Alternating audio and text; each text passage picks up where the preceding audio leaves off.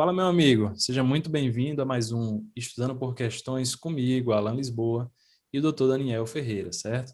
O tema que vai ser abordado hoje por mim será o tema nódulos de tireoide, certo? E antes de começarmos o vídeo, já gostaria de pedir que você fosse aqui embaixo do vídeo, deixasse o seu like. Se você ainda não é inscrito no nosso canal, inscreva-se no canal. A gente posta 2 vídeos por semana, temos feito essa rotina de vídeos. E ativa o sininho das notificações para poder você receber as notificações assim que o vídeo for postado, tá certo? Deixa um comentário aqui embaixo também falando sobre o nosso trabalho, o que você está achando, como poderíamos melhorar, certo? E procuraremos sempre fazer da melhor forma para que ajude você na sua revalidação, tá certo? O tema de hoje ele é voltado sempre para o Revalida, tá? Ele não vai abordar a nossa ideia, a nossa pretensão não é abordar o tema, esgotar o tema, certo? Eu já vou partir de um ponto avançado do tema, onde eu entendo que você já estudou os temas de hipertireoidismo, o tema de hipotireoidismo, e você sabe do que eu estou falando, tá bom? Então, partindo desse ponto, a gente vai falar das abordagens dos nódulos de tireoide, que é exatamente isso que é cobrado no Revalida. Então, você precisa saber, precisa identificar e precisa conduzir o seu paciente para essas abordagens, certo? As questões de nódulos de tireoide, elas costumam abordar o tema dessa forma, tá bom? Então vamos lá, vamos entender como é que é abordado esse tema, para que você não erre mais questões de prova do tema, deste tema, tá certo? Espero que seja bom para vocês, a abordagem do tema, espero que seja boa, e vamos lá. A princípio, como sempre de praxe, está aqui a referência bibliográfica utilizada por mim, utilizada por nós na construção do tema, que é o protocolo de nódulo tireoidiano no adulto do Hospital Universitário da Universidade Federal de Santa Catarina.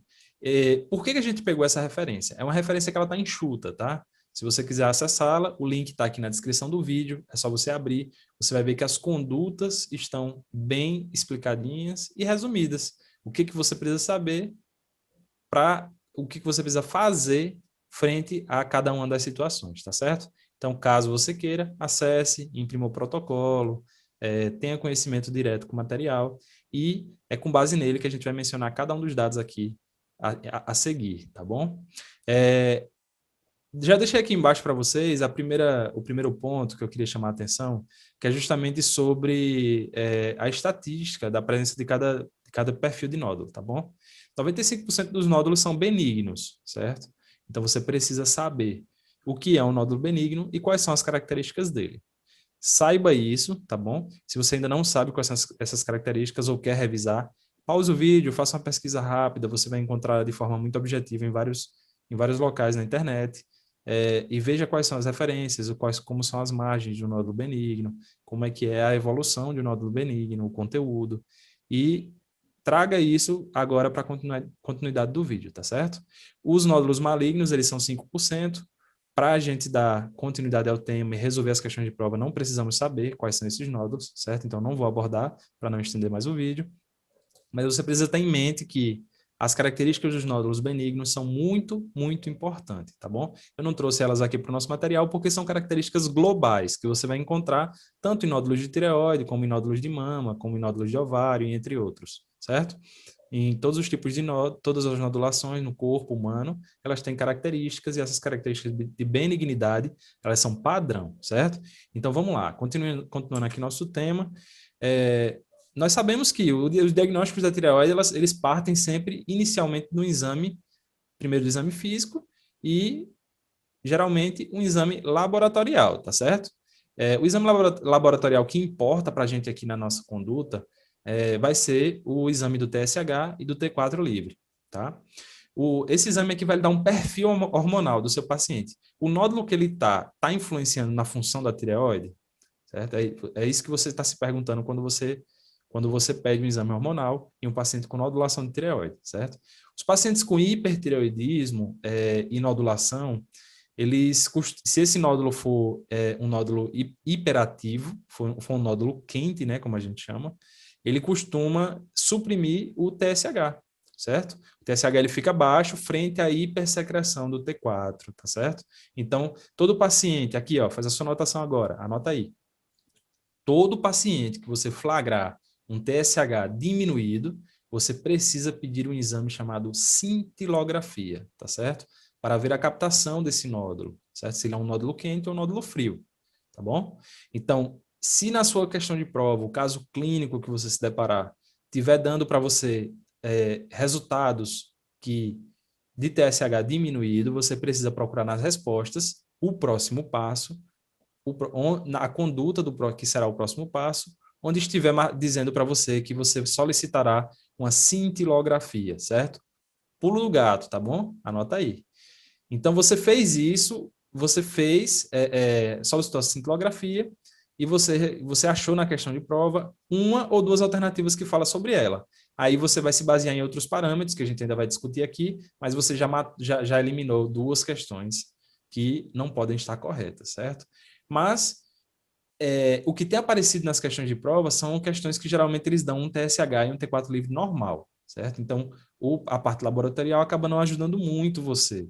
Acaba eliminando a alternativa, mas não ajuda muito você a resolver a questão de prova, tá bom? As condutas fora a cintilografia são as que têm sido mais cobradas nas questões de revalida, tá bom? Então, há outros exames laboratoriais também, mas não vale a pena mencionar, pois eles não têm ajudado muito a resolver as questões de prova. Somente o TSH e o T4 livre, que é mandatório saber, tá certo? Quando é que eu devo suspeitar, então, que o meu paciente tem uma nodulação de tireoide que tem que ser investigada? Bom, lembra que eu falei para vocês que é importante saber as características de benignidade? Exatamente. Partindo do fisiológico, assim a gente aprende na faculdade, né? Partindo do fisiológico, você vai perceber quando estiver patológico, fora da fisiologia, né? Então, aqui estão algumas características de suspeita, tá? De fatores de risco, né? Quando que você vai achar que seu paciente tem uma nodulação que tem fatores de risco para a malignidade? Quais são as que devem ser consideradas? Devem ser consideradas as seguintes, ó. O tamanho, a consistência, a mobilidade e a sensibilidade dessa nodulação, certo? Você vai suspeitar de malignidade à palpação quando for um nódulo duro, aderido e com presença de linfonodos cervicais. A questão é ela lhe dar as características do nódulo à palpação, caso ela esteja lhe cobrando justamente esse ponto, tá bom? Geralmente, quase todas as questões de prova, elas dão para você os dados de exame físico. E esses dados de exame físico, eles vão ter que falar as características da palpação da tireoide. Pode ser uma palpação inocente, tá? Que por ser um nódulo pequeno, né? Ele não chega a ser palpável, tá? Mas aí, mesmo assim, você achou por bem solicitar o próximo exame do segmento, certo? Depois do laboratorial, que é um exame de imagem. O principal exame para você adotar sua conduta em um nódulo de tireoide, que é a ultrassom de tireoide, tá? A ultrassom, ela é o ponto de partida para quase todas as condutas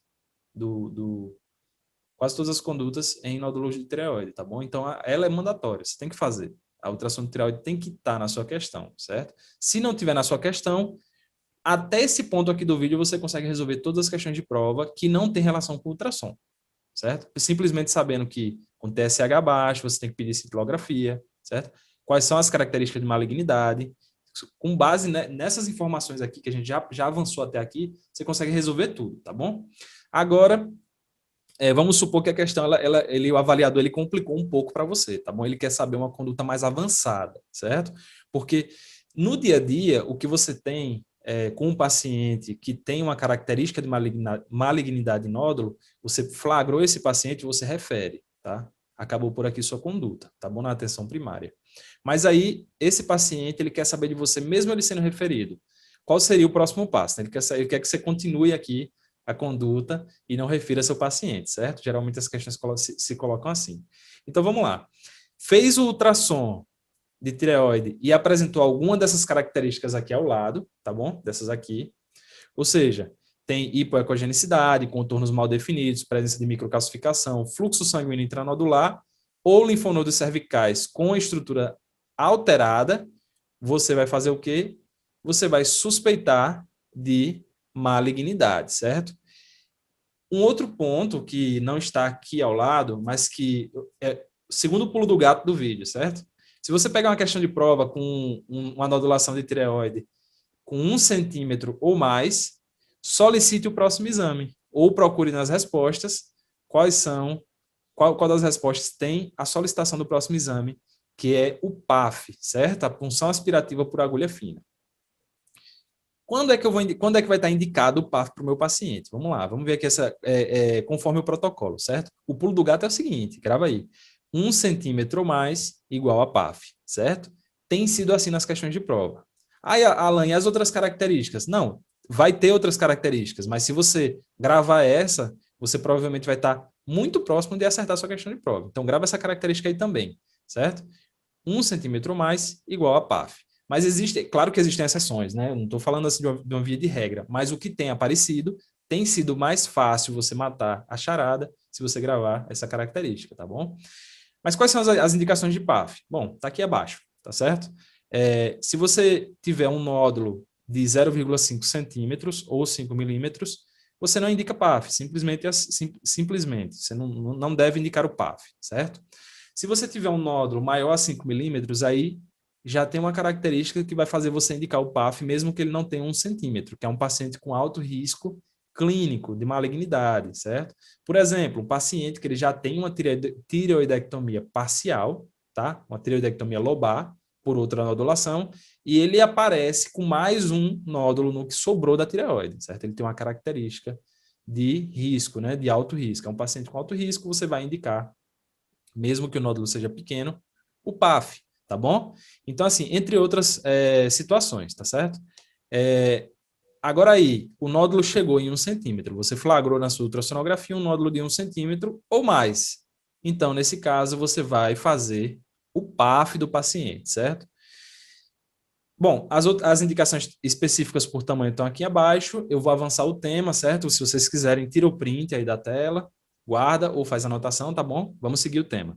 Você fez o PAF, tá certo? Você fez o PAF e aí o PAF, ele deu para você, ele pega esse nódulo do seu paciente e com base no tecido coletado pelo PAF, pela PAF, ela vai colocar esse tecido em uma classificação chamada de sistema Bethesda, tá bom? O sistema Bethesda, ele classifica do número 1 ao número 6, certo? Você pode ter uma coleta de material que vai dar um B1, B2, B3, B4, B5 ou B6. E, começando em B1, como a gente está vendo ali, o B1 é quando você tem um material insatisfatório, o seu material, o material coletado, ele não é satisfatório para o diagnóstico, para chegar a nenhuma conclusão, tá bom? O B2 são benignos, certo? Então, B1 e B2, eles já têm umas condutas que são bem óbvias. Se você tem um material que é insatisfatório, se não é satisfatório, você faz o quê? Você faz de novo. Então, você tem que repetir esse PAF, certo? De preferência guiado por ultrassom, para dessa vez você conseguir um material satisfatório, certo? O B2 ele é benigno, então você faz somente um segmento ultrassonográfico para ver se esse nódulo vai aumentar de tamanho, o que vai acontecer, certo? Então faz segmento clínico e ultrassonográfico, certo? O B3 e o B4, eles são classificados como indeterminados, tá? E no caso do B3, você repete o PAF em 3 meses, tá bom?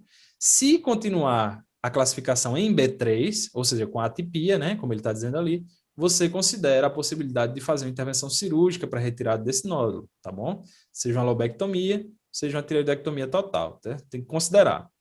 E o B4, você já vai partir direto para lobectomia, tá bom? Então, B3, eu repito o PAF em 3 meses, tá bom? Ó, vamos lá. B2, repete o ultrassom. B3, repete o PAF. B4, cirurgia, tá bom? Então, B4, B5 e B6, cirurgia. B4, parcial. B5 e B6, total, certo? É isso que o protocolo manda. Eu sei que ali no B5 tem dizendo tireoidectomia total / lobectomia. Lobectomia vão ser casos muito inespecíficos. Geralmente, serão casos muito pontuais. Geralmente, a questão de prova ali cobra o padrão, tá bom? Então, um paciente com suspeita de malignidade, geralmente é feito lobectomia total, e é isso que a questão vai querer que você responda, certo? Então, vamos lá. Revisando. B1 foi insatisfatório, vou repetir o PAF guiado por ultrassom dessa vez, ou novamente, tá? Porque foi insatisfatório, tem que repetir.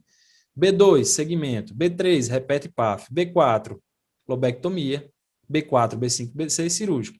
B4, lobectomia. B5, B6, tireoidectomia total, tá bom? Então, sabendo esses dados que eu expliquei até aqui para vocês, vocês conseguem resolver praticamente todas as questões de prova relacionadas a nódulos tireoidianos, tá certo? Vamos ver um exemplo aqui. Olha só essa questão aqui, de número 13 do Revalida 2020, certo? Foi agora, do último Revalida. Paciente com 20 anos de idade, notou nodulação na região central do pescoço e procurou um atendimento médico ambulatorial, no qual foi solicitada a dosagem do hormônio tireoidiano com resultados normais, certo? A ultrassonografia com punção aspirativa por agulha fina, do nódulo, né? O médico já foi lá e disse, vou fazer logo tudo, rapaz, para saber o que é que tem aqui. Não vou esperar nada, não. Vamos fazer tudo. Fez tudo, né? Pediu hormônio, deu normal, fez ultrassom e fez o PAF. O resultado foi um nódulo de 1 centímetro, olha só, 1 centímetro, certo? 1 centímetro. Em lobo esquerdo da tireoide, hipoecóico, margens irregulares, sem calcificação. E aí? Sugestivo de malignidade, né? A PAF não conseguiu distinguir entre lesão maligna ou benigna. Olha a classificação. Bethesda 4. Certo? 4, 5 e 6, cirurgia. 4, parcial. 5 e 6, total, certo? Lobectomia e tireoidectomia total. O resultado do perfil de expressão gênica, PEG, indicou suspeita para malignidade. Ok. Então, suspeita para malignidade em duas situações, né? Uma não deu para distinguir, ficou Bethesda 4, e o PEG deu suspeita para malignidade. E aí, qual é a conduta? Com base no Bethesda 4, a gente já sabe, né? A gente acabou de ver que a gente vai ter que fazer uma lobectomia nesse paciente, tá bom? Então, ele quer saber a conduta. Exatamente o que a gente falou. Eles querem sempre saber a conduta, tá? O pessoal da banca quer saber a conduta. Letra A, observar clinicamente e repetir ultrassom a cada 3 meses? Não. Isso aqui é o segmento, tá? A gente não vai fazer segmento nesse paciente, não. Repetir o ultrassom e realizar nova punção aspirativa por agulha fina. Não. A gente vai fazer uma nova punção quando for B1, né? Insatisfatório. Aí você tem que repetir porque o material foi insatisfatório, né? Então não é o caso também. Letra C. Indicar tireoidectomia total com esvaziamento cervical do lado esquerdo. Não, também, porque é um Bethesda 4. Então, assim, existe a possibilidade de fazer tireoidectomia total? A gente viu que existe, mas o padrão é você fazer uma lobectomia nesse paciente. E outra coisa, ele não menciona linfonodos, né? Então, por que nós vamos esvaziar os linfonodos cervicais desse paciente se a questão nem menciona? Vamos procurar. Ambulatorial, né? Não menciona, tá bom? Então, a conduta do Bethesda 4 é uma lobectomia. Olha só a letra D, ó. Indicar tireoidectomia, indicar cirurgia com retirada apenas do lobo esquerdo, sem linfadenectomia. E é isso mesmo. A gente viu que o Bethesda 4, 5 e 6 as condutas são cirúrgicas, tá bom? O Bethesda 4 é uma lobectomia e o Bethesda 5 e 6 são condutas de tireoidectomia total, tá bom? Então a letra D é o gabarito da questão, tem que conhecer o passo a passo das condutas, tem que saber quais são as condutas que são feitas em cada uma das classificações do Bethesda, tá certo? E encerramos por aqui o tema. E aí? Gostou? Achou difícil? Comenta aqui abaixo para a gente saber o que vocês estão achando. É um tema que é bem objetivo, é um tema que tem condutas diretas e é um tema que você, a partir de agora, não pode mais errar nas suas questões de prova. Tá bom? Então fica aqui, deixa o seu like mais uma vez, tá bom? Compartilha o vídeo se você gostou, joga lá naquele grupo de WhatsApp dos seus amigos que também estão estudando para fazer a prova, tá certo? Chama eles para poder vir ver os nossos vídeos aqui no canal, certo? Fica com Deus, um forte abraço.